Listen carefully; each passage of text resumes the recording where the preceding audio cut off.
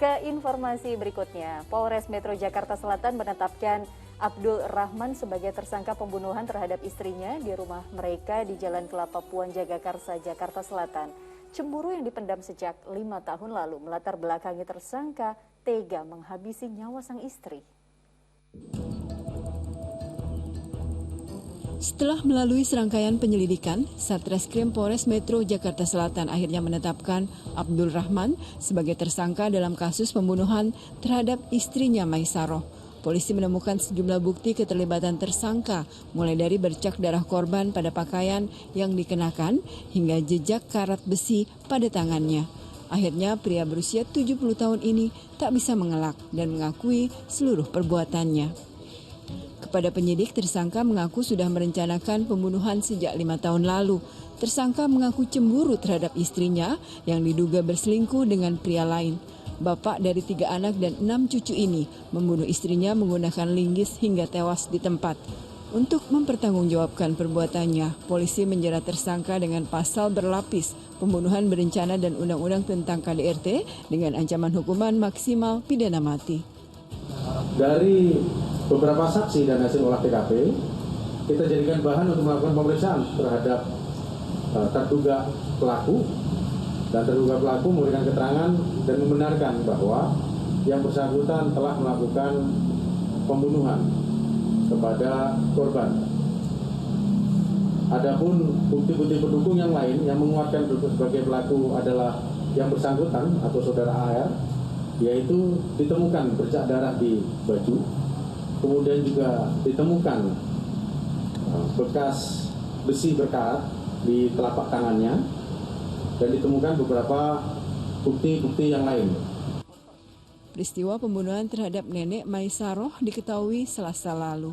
Petugas kepolisian yang tiba di lokasi memasang garis polisi. Saat pertama ditemukan, korban Maisaroh 62 tahun dalam posisi tertelungkup bersimbah darah di dalam kamar. Di sisi korban tampak sebilah linggis berlumuran darah. Sebelumnya tewasnya korban diketahui saat suami korban mendatangi seorang tetangganya meminta agar memeriksa kondisi sang istri. Muhammad Nur melaporkan dari Jakarta. Nauzubillahiminzalik, berita tadi mengingatkan saya kepada sebuah frasa yang sering kali kita dengar, yakni cemburu buta. Memang sangat manusiawi ya Ustaz ya, jika kita memiliki rasa cemburu kepada pasangan. Tapi kan nggak begini juga gitu caranya, amarahnya berlebihan. Nah lantas Ustaz, bagaimana kita sebaiknya bersikap jika kita tengah dirundung cemburu oleh pasangan kita? Ya betul Mbak Pratiwi, cemburu itu sifat fitrah manusia. Bahkan itu tanda cinta dan sayang seseorang. Seorang istri ada cemburu kepada suaminya, demikian juga sebaliknya suami mungkin ada cemburu kepada istrinya sebagai bukti ia sayang, ia cinta kepada pasangannya. Nabi Muhammad SAW, harmoninya keluarga beliau juga diuji dengan cemburu istrinya yang bernama Aisyah radhiyallahu anha. Saat itu ada Hafsah radhiyallahu anha. Maka kemudian para sahabat datang mengunjungi rumah Rasul. Disiapkanlah makanan. Namun ternyata yang lebih dahulu datang adalah makanan dari Hafsah. Maka Aisyah cemburu karena makanannya tidak disantap oleh para tamu, didahului oleh Hafsah radhiyallahu anha. Apa yang dilakukan oleh Nabi? Padahal Aisyah saat itu meminta pembantunya untuk menumpahkan makanan dari Hafsah.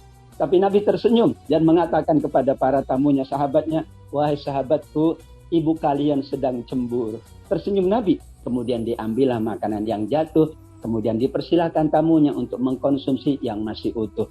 Kemudian Nabi ketemu dengan Aisyah radhiyallahu anha dan memegang hidung Aisyah. Dipegang hidungnya sambil mengatakan, wahai Aisyah, berdoalah kepada Allah agar amarahmu tidak terlampiaskan. Aisyah kemudian tersenyum dan memohon maaf kepada Nabi SAW.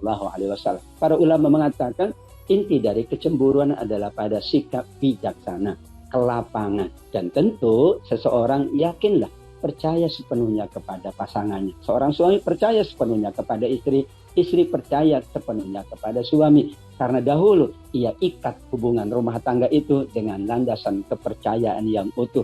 Kalau ada indikasi-indikasi yang mungkin menyakiti lawan dari pasangannya, tentu harus mengklarifikasi dengan bijaksana, bertanya dengan baik, dan kalau tidak bisa, ada mediasi yaitu ia bisa menyampaikan itu kepada anggota keluarga, menyampaikan keadaan yang ada dengan bijaksana, dengan lapang dada. Dan Nabi mengajarkan doa.